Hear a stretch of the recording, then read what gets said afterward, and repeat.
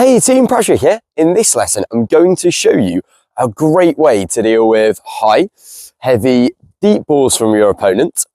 This can be a real problem for players as we don't want to be consistently hitting the ball up at head or even shoulder height from back at the baseline, as this is when we're going to be making errors. So let's get into it. So there are two ways to deal with a good high spinny ball from your opponent. You can either move back to let the ball drop, or you can take the ball on the rise. Now, yes, if you move back, you're going to give yourself time to take a full rip at the ball, but the disadvantage is you're now giving your opponent time to recover their position, and you're going to have to play from a deeper, more defensive court position. I think this is how most players react to this shot, as they see it as an offensive shot from their opponent and automatically start to back up. But you might not have enough time to get back to let the ball drop to a comfortable contact between your waist and your shoulder, and often get caught out off a higher contact on the back foot like this.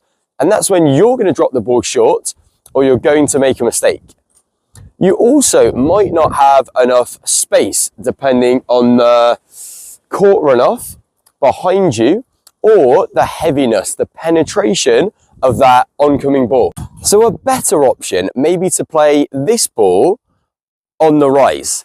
The advantage of this is you're taking time away from your opponent and not having to give up this court space, and can still play the ball in what I call the green zone between your waist and your shoulder.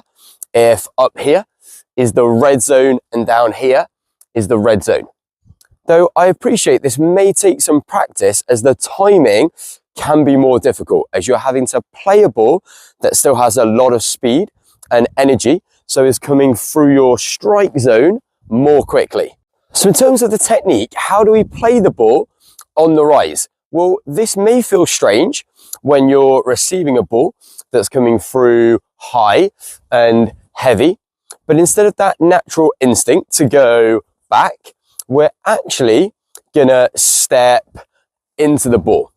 We're gonna step forwards to take the ball early before it gets out of that optimum strike zone. If we have less time, we can always shorten our take back, just getting our racket back and behind the ball, but still finish the shot all the way. The finish is very important for controlling spin and direction, but you don't need to try and hit the ball too hard. What I call smooth the ball back in. Use the speed of your opponent's shot, and just because you're hitting a ball on the rise does not necessarily mean you're attacking. You also don't need to hit the ball hard, as you're being aggressive with your timing and court position. That's going to take your opponent's time away. You can redirect the ball into the open court space if your opponent is defending with a high heavy ball from the back corner, for example, and you give them no time to recover their position.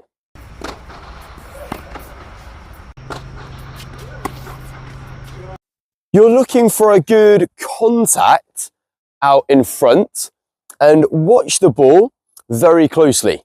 Look down your arm and watch the contact. You're going to need to prepare early, as if the timing of your regular ground stroke at the apex, the peak of the bounce, is more bounce, hit, then the timing of a ball on the rise may be more bounce, hit. So you're going to need to make this decision when the ball is in the air, if you're going to go back and let the ball drop, or if you're going to step in and take the ball on the rise. Now, if the ball is coming high and deep, but with less spin, less heaviness, you may be able to take a step back and rip the ball with high heavy spin yourself, or even maybe play a bounce smash, a bounce overhead if it really sits up. But if the ball is coming through the court with more penetration, this is where you may need this shot in your locker to be able to step in and take the ball on the rise. Right team, I hope this video helps. If it has, please leave it a like and comment below. I have already made a video on this channel on how to deal with the high ball that does get up out of your strike zone at shoulder height or above. And I will make a video on the real half volley pickup from the baseline. So subscribe to the channel and stay tuned for more videos coming every week. Cheers guys.